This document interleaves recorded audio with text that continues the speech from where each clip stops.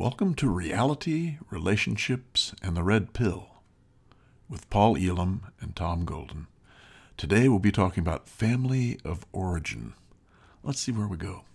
Good morning, good afternoon, good evening, wherever you are in the world. I am Paul Elam with A Voice for Men, sitting as always with Mr. Tom Golden of MenAreGood.com. Hey, Tom, how you doing, bud? Paul, I'm doing good. It's good to see you. Good to be seen. Well, let's see.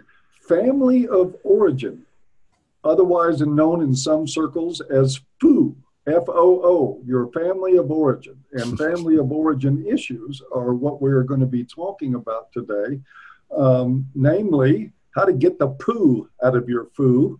And we have all had a little bit of poo in our FOO at some point or another. And it actually is quite a serious subject that affects the way we live our lives, our level of happiness, our level of adjustment, how we function in the world. It's very important. So Tom and I wanted to do probably what looks to be a series on this because it is a big, big topic. And I thought maybe, Tom, we could start with you giving us a little bit of an overview of family systems. I'd be happy to, at least, for our purposes tonight. I think the first key word is equilibrium. Just equilibrium, because within a family system, the whole key is that everyone is seeking a certain equilibrium. Everyone's trying to seek stable space. And it's in that seeking of a stable space that things go haywire.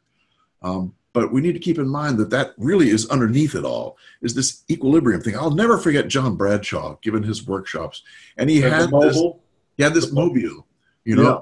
And every time he'd make a point, he'd pull that mobile. He'd pull one part of it. And of course, the mobile would dance up and down. And that is what we're talking about.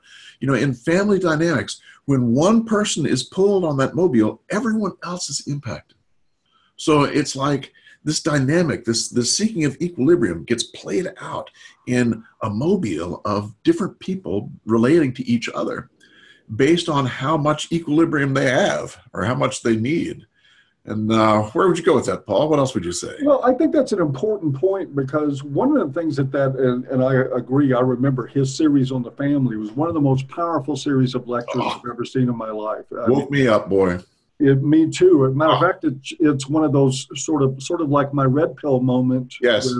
Discovering red pill philosophy. Yes. Discovering John Bradshaw, his work on the family of origin. Fantastic stuff. As much as an amazing turnaround. And the benefit of using that mobile, and as you can tell, you could, like a baby's mobile, you touch one piece, all the other pieces are affected by it. It helped me see that family systems, you view the family as a system, as an organism in and of itself, that it's the gestalt is more than the sum of its parts. You have something bigger than just the individuals in it. And once you understand how that operates, you begin to understand your own family in a much more comprehensive, valuable way than you ever would just running around analyzing every individual in the family. Right. It's a much bigger, better picture. I'll give you an example of how this works. And we're going to be talking in a few minutes about family roles, whether you're the family hero, the scapegoat, the lost child, the mascot, the chief enabler, the primary addict, alcoholic, whatever that we're going to be using for that model, is that take scapegoat, for instance. You have a child that acts out and says and points at what nobody else in the family will talk about. That's generally what a scapegoat is. He's saying, hey, all this stuff you're talking, it's all bullshit. And I'm going to show you, how things really are. And of course, the family doesn't like that because it throws the system out of balance. They need a scapegoat, somebody to blame for the dysfunction in the family. Well, at some point in life, many scapegoats, especially the ones that find some help, will leave the family and say, no, I've had enough of this. I've had enough of your blame. I've had enough of your shame. I'm going to go live my life and I don't need this anymore. Well, guess what happens in the family? They elect another scapegoat. Absolutely. They will turn the hero child into a scapegoat. They'll turn the lost child into a scapegoat. But somebody in that family is going to end up getting all the blame because the role of scapegoat, just like all roles in family, is about the needs of the system. It's not about who that individual is. And it's very fluid. It's very fluid, so that if one scapegoat disappears, all of a sudden the next one's going to pop up. And boys and girls, if that's you, look out. The scapegoat role is just, in my mind, is just one of the most difficult and the most vexing and the most traumatic for people, because people just. Why don't we talk about that a little bit in talking about roles, which you can't talk about family systems without talking about family roles. I mean, it's an integral part of the subject. Yes. And the scapegoat is a really good role to talk about in that respect, because it sort of gives you insights into the other roles in the family when you have a scapegoat. So what we're talking about primarily is that you have the marital dyad. And on some level, all marital dyads have some level of dysfunction in them. I mean, it's impossible to be perfectly healthy or perfectly balanced. We're just not, wired that way. And what happens is that creates friction between the two. Maybe one parent can't handle it, and you can have everything from just mild workaholism, an absence from the family, all the way to full-blown addictions, to really, really horrific, terrible stuff, incest, drug addiction, anything you can think of. And then you have an enabler on the other side of that in most cases. And now the classic model has always been that the husband was the identified problem and the wife was the chief enabler. Whenever you study this stuff in college, you see these roles portrayed as the enabler, the codependent one is the woman, and the bad one is, of course, the man. And of course, it makes perfect sense. Absolutely, because we all know that women are totally functional, and were it not for this primary addict or primary dysfunctional person, the woman would be, problem-free and totally functional. Of course, that's bullshit. But what happens is the friction that's created by that is something that neither the husband or wife can deal with. And then you start seeing this get played out and acted out among the children. So you've got those two primary at the top in the dyad, and then you have different roles. You have the hero child, which is typically, and as Tom said, this is fluid. Typically, this is the firstborn. The firstborn, and their role in the family is to get everybody to perform well, be the captain of the football team, make straight A's in school, so that nobody looks at how fucked up the parents are. They can just point to the kid and say, see, there's our family. That's what our family produces. Our representative. Of course. And of course, this kid may be miserable and depressed. Yes. And totally out of touch with himself or herself, because they are trying to pursue this path of giving the family dignity and giving the family a sense of honor and a way to hold their head up. Then you have another child, which may break the tension in the family with humor. And it's called a family mascot. And family mascots frequently turn out to be comedians. I mean, you find in the history of family, there were class clowns. And class clown, that clownish role, that is a family role from a dysfunctional role, from a dysfunctional family. And of course, they make everybody laugh. That's how they ease tension in the family, is by making everybody laugh. And of course, you read later on in life, people like Freddie Prinze and Robin Williams and other comedians end up killing themselves because, again, they're living a role. They're not living their real existence in life. Their whole purpose is to try to ease this terrible tension that's in the family. Yeah. And they're usually the youngest too, right? I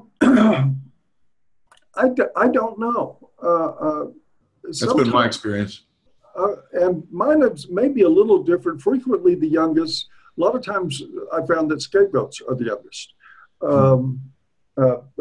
My family. I was a scapegoat and was the youngest, but that may just be my bias then. It may be that that mascots are more tend to be the youngest. And anyway, moving on, then you've got what we'll call the lost child. And this is a child many will identify with. This is a child with no needs. Well, they disappear anyway. Yeah, they disappear. And I'll use this, my family, as an example. I remember growing up, every year, of course, we did school shopping for school. And everybody got their new clothes for school every August. And we'd be ready for September to go back to school. And my mother one day was sitting in the living room crying. And I asked her what was wrong. And she had gone and made lists of what everybody said they wanted, and except for my brother. She forgot to shop for him. Oh. That's how successfully he disappeared. Yeah, that's pretty clever. And these are people that grow up that you find they're more isolative. They say, I don't need this shit. I don't need people. And it's a sad role. It's a terrible, terrible role to be in, to have to disappear, because what the lost child typically sees is that the family is so consumed with the hero, the scapegoat, other children, and the marriage, there's just no space and time for them. So they withdraw and they withdraw and they have no needs. And then finally, and there's people that claim there's 15, 20 different roles and more. I don't know about that. I was just trying myself to stick with the basics. And finally, there's the scapegoat, the one who acts out, who gets in trouble, who is going to get arrested at some point, will get in trouble at school, get in fights, do drugs, all kinds of other problems. And what you see in them is someone who is literally acting out everything that's going on in the family that nobody's talking about, because in dysfunctional families, nobody's allowed to talk. Yes, and the scapegoat swallows it. They walk around, they've swallowed the stuff, and it's heavy. It's very, very difficult. It's a hard role. Can you talk a little bit more about that? Geez. I've worked with a lot of people who've been scapegoats in families, and they know that their job, it's not a conscious knowing, but it's just an automatic being in the family is that they're supposed to take stuff on, and that it is their fault. There's this huge sense of guilt and grief and shame that they end up swallowing. And it's a tremendous burden, because usually the scapegoat feels like they're the problem. They're sure that they're the problem because their whole family's told them they're the problem. Everyone has said, well, you're the problem. If it weren't for you, everything would be blah, blah, blah, blah, blah. And so they walk around day in and day out with this burden of feeling like they are the problem. Wow, that's a very, very difficult role for people to play. And, of course, scapegoats and none of these roles, people feel like it's a role. They feel like this is them. This is me. This is the way I do things. This is the way I roll. And when you roll by taking on problems from someone else, that's a very difficult spot. And, these problems that people have, like if the parents have an alcoholic or they're fighting or whatever, this stuff gets transferred in the air. It's fluid. Have you ever walked up to someone and stood next to them for a while and walked away and felt a little funny, something different? In fact, there's this great grief ritual. There's an indigenous tribe where the women will be keening and wailing, they're screaming and crying and wailing in public, right? The men will go up and stand next to them in order to try and get their own grief resonating. Isn't that fascinating? But they know that just by standing next to someone, they can get this stuff going. And it's the same thing happens in families. You don't have to have even someone talk to you. You can pick this stuff up very, very stealth. It's just hanging there in the air. And we can just pick this up and it becomes a part of us unless we can breathe it out and get rid of it, I think that's precisely what Bradshaw meant by the tipping of one element of the mobile. Yes. Is a transference of everything. Another thing Bradshaw said in that lecture series, again, a very profound series, was that there's no secrets. in families. There shouldn't be secrets, but Shouldn't be secrets, and people try to keep secrets. But the tension from those secrets, everybody knows about. Everybody knows there's something. Yeah, I think one of the things he said was your family's only as sick as its secrets. Yep. You can kind of gauge the health of a family based on who's not saying what to whom, Yeah. For instance, if you come from a family and you don't know anything about any of your grandparents or great-grandparents or extended family, if there's this rigid boundary around the family where we don't talk about anything that's significant, we talk about work and we talk about sports and we talk about all these more or less superficial items, but everything else is dark and cloaked in mystery. That's a profoundly dysfunctional family that cannot communicate. Yes. Yes, indeed. And the other thing, Paul, that I think is really important is that some of this stuff that we take on in our family is from parents or maybe other siblings, but it's from their own history. And it's they have inherited that from their parents or their parents' parents or their parents' parents' parents. I think the Bible says something like the sins of the father are passed on 7 generations. And I've thought about this, and I think that what they're saying is that we tend to pass on our unfinished business to our kids, and then they pass it on to their kids. And I'm telling you, it's fascinating when you're working with people in therapy, when the parent really owns something and figures it out and gets feeling good about it. They come back the next week and they say, wow, you know what? My kids are so much better now. It's like, oh, really? How about that? And it's because once they heal, once they take care of their own crap, things around them start to heal, because they're not passing that stuff down anymore. So this stuff can be very subtle. It can be very difficult. And, it takes a good mind to try and understand what's happening within the family. And it's great to have an objective party kind of to help you sort things out, because it gets confusing and it gets very difficult. And like I said, we tend to think this is us and this is reality. I mean, we don't think of it as a role. We don't think of the family as being a dynamic proposition. We think of it as being just our reality. This is what's happening. And so that makes it even harder than to break into the stuff that's going on and to own what is ours and not own the crap that's not. And that is quite a formidable task. Oh, boy. To sort out what's me, what's this role. Yeah. And you can find yourself, as many people do, in your 40s and 50s, having asked, who am I? Yes. And that is daunting, to say the least. It's a difficult task. But it is doable. It's just doable. like Tom said, the sins of the father are visited 7 generations. The baggage that your great-grandparents had got transferred to your grandparents, to your parents, and now you're walking around with this stuff inside of you. But guess what?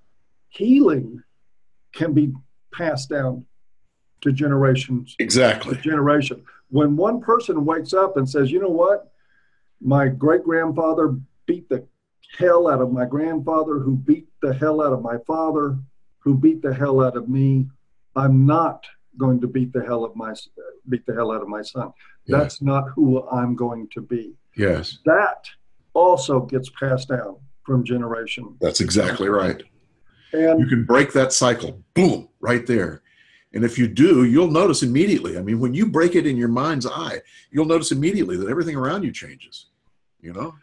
I'm reminded of what Aaron Pitsey has tried to tell the world for 50 years when the idiot feminists came out with the Duluth model that domestic violence is an extension of patriarchy and patriarchal power into the home, and that men are just exercising their patriarchal rights by beating their wives, which is just, I think, the dumbest theory I've ever heard in my life. It's hard for me to imagine how they came up with that and say, oh yeah, that makes a lot of sense. No, it doesn't make any sense at all. Yeah. And she points out multi-generational. Every time you hear Aaron Pitsey talk about family violence and partner violence or violence on children, you hear her use the term multi-generational. It is passed down. from family member to family member over generations. That's where a lot of our violence comes from, and it's aggravated by things that are circumstantial, like education, drug abuse, depression, mental health issues, a lot of other things. But the fact of the matter is, the core of the problem is a family problem. And that's why we're trying to have this discussion today. And I want to add this, and I think it's important to say this. I found over, going to school and studying this stuff for so many years and trying to become familiar with it, that there is a lot of valuable benefit in a lot of psychological theories. And we have to call them theories because this is a discipline. It's not a science. But there's still great value in there's great value in understanding family systems. It's a powerful, powerful thing in your life to understand family systems and to act on the good information and to get yourself out of a role. Yes. It's also been served up by the psychological establishment in a real crappy way to men. And I think ultimately a crappy way to women. It's why, you hear men, I would never go to a therapist. And who's going to blame them in their right mind? Can't blame them a bit. Not at all. Yeah. I don't blame them at all. And it's really sad because the information, the basic information, if you don't taint it with misandry and with bullshit meant to wrap it all in a pink ribbon so women will spend money on it. If you don't do all that stuff, you've got real valuable information. And that gives me, and it's why I value Tom so much, this gives me a sense of purpose in life, that we can try to carry this information to men in ways that they can actually benefit from it, which happens to come with giving a fuck. Yes, because it can be very helpful. It can be life-changing. In fact, if you've been red-pilled, dealing with your family of origin stuff will make that red pill a lot redder. Oh, yeah. It's very, very powerful stuff because you're on your own. Just like kind of the red pill, it gives you a sense of independence. Like, I'm not in this rat race anymore in the same kind of way. And man, dealing with your family of origin stuff and really being able to detach and love yourself for what's happening. That's just, the pill gets a lot redder.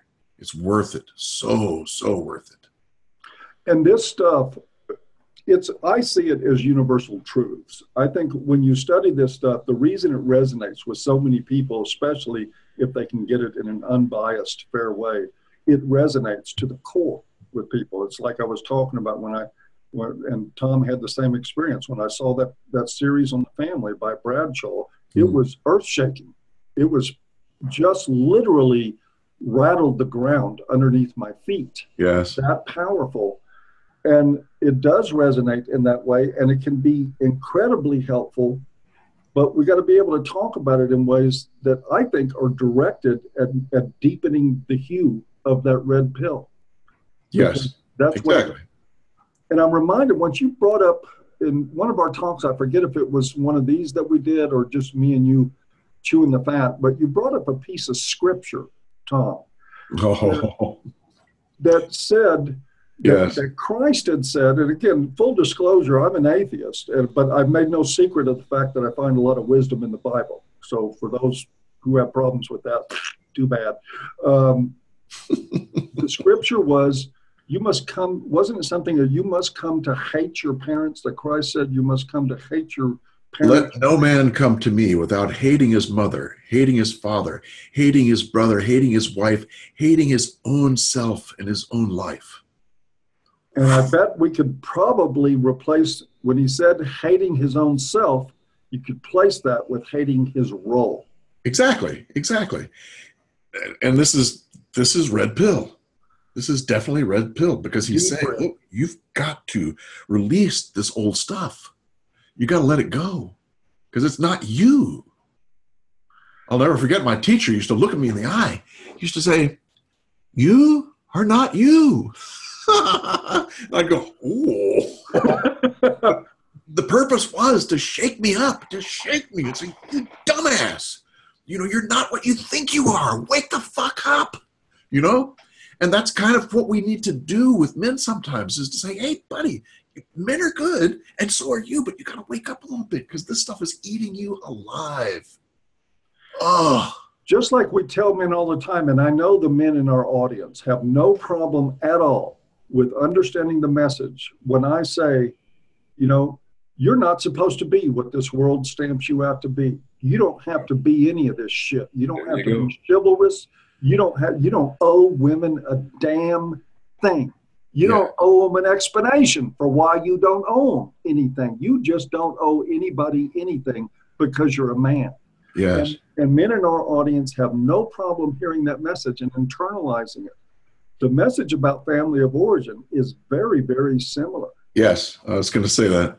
It's going in and finally looking, because look at it. We get raised in our families from the time we're born, and we treat everything we're told about ourselves as gospel. We can't help it. It's coming from our parents, and when you're tiny, your parents are gods. They are the unquestioned gods of the universe, and whatever they tell you must be true, and you internalize that stuff. Guess what? They lied to you. They may not have known they were lying. They have been just mistaken. They were lied to when they were kids. There's a million reasons for this, but the fact of the matter is that in a dysfunctional family, the message you get about who you are carries with you your whole life if you don't correct it. Yes. That is correct. And it's sometimes a struggle to be able to, A, see that that's happening, and B, then let it go.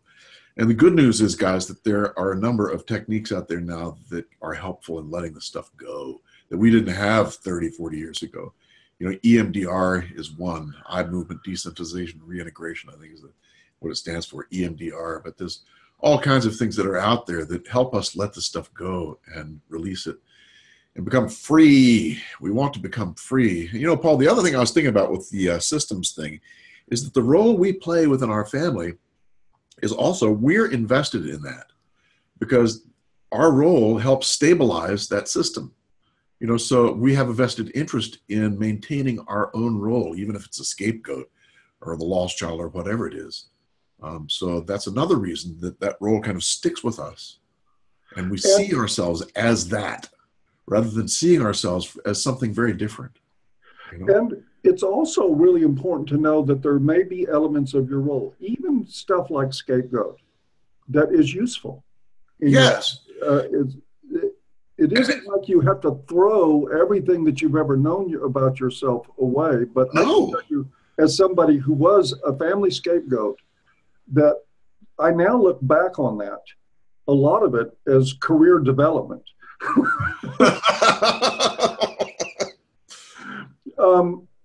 That it made me the MRA that I am today. Yes. And I'm thankful for that. But I do, the important point is that in every scapegoat, they are convinced that they're worthless, that they're terrible, that they're bad. That is the most destructive, damaging thing. And I remember the first time I even sought any kind of counseling, I was trying to figure out why I was such a bad kid. That was my whole point. Right. And I found out pretty quickly, there's more to the story than that. Yes. That I didn't know. But in getting past that rebellious side of myself, the willingness to stand up and point at the emperor and say that he has no clothes, that I developed as a child, who did that with his parents and his siblings and all that other stuff, that stuff has served me well. And I think it served the men's movement to have that controlled and harnessed in a way that's not self-deprecating and it's not self-punitive, but it's celebrated. Yes.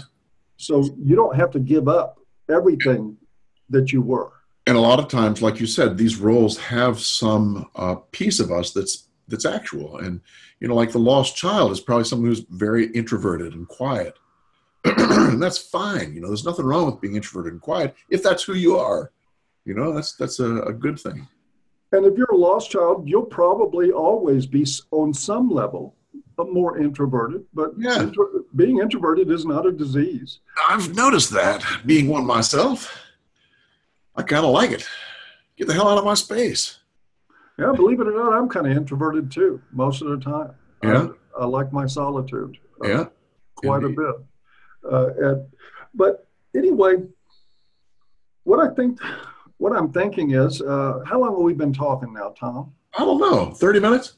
30 minutes or so? That sounds good. Because what I'd like to do next time is to talk more about what you can do, how to break out of these roles. Yes. And some people do it with therapy, but I want to tell you, you don't have to do it with therapy. Exactly. You can do it on your own. I think it's harder, and it's always helpful to have somebody in your life that understands what you're dealing with. Yes. You can use a sounding board, and I recommend that to anybody, but you don't necessarily have to pay somebody an hourly fee to do this. It can be convenient, and it can also be risky. Yes. Because there's plenty of therapists out there that'll try to send you right back into that role as hard and fast as they can because they haven't gotten out of their roles and they're not comfortable watching somebody else doing it. Just be advised of that. Indeed. But I thought we'd take that up next time, Tom. And maybe we can talk a little bit about determining what's abuse and what's not. That would be a good place to start. Yeah, because that's kind of tied in with the roles and how to determine if it is or isn't abusive and how you can let it go.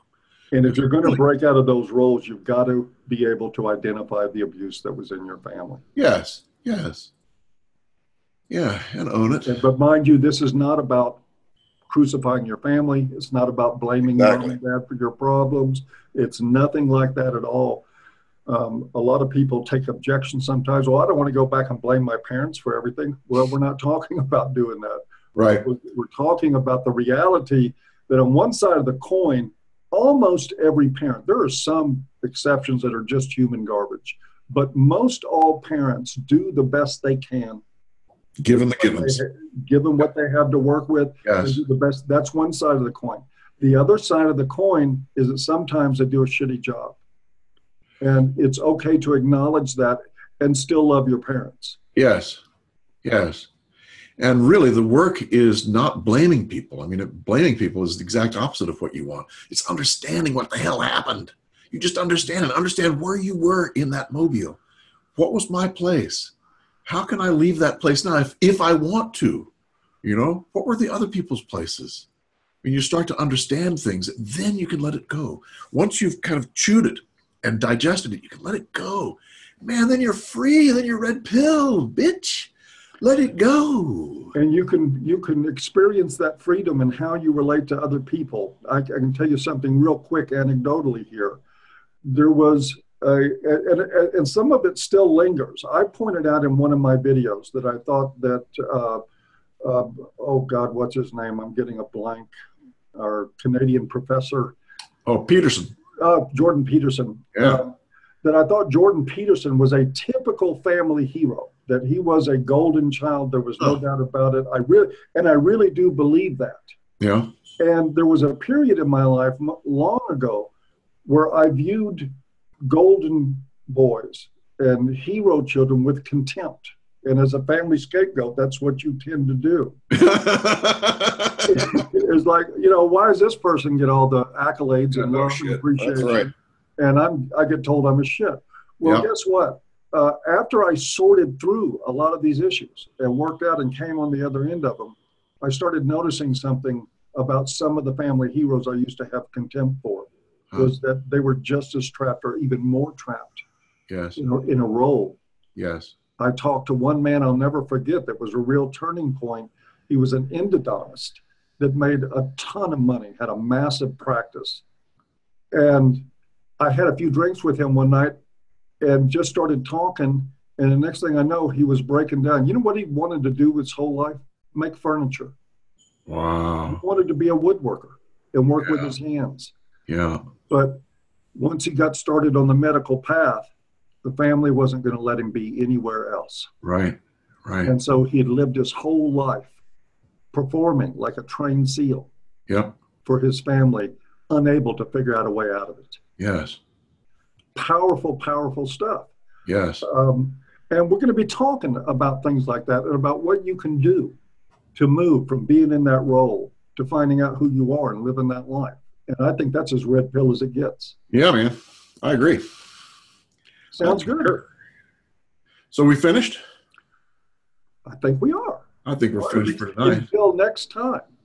Until next time, men are good. They are very good. As are you. Good night, everybody. You all take care. We'll see you. Let's see if I can turn this thing off. Turn the damn thing off, Golden.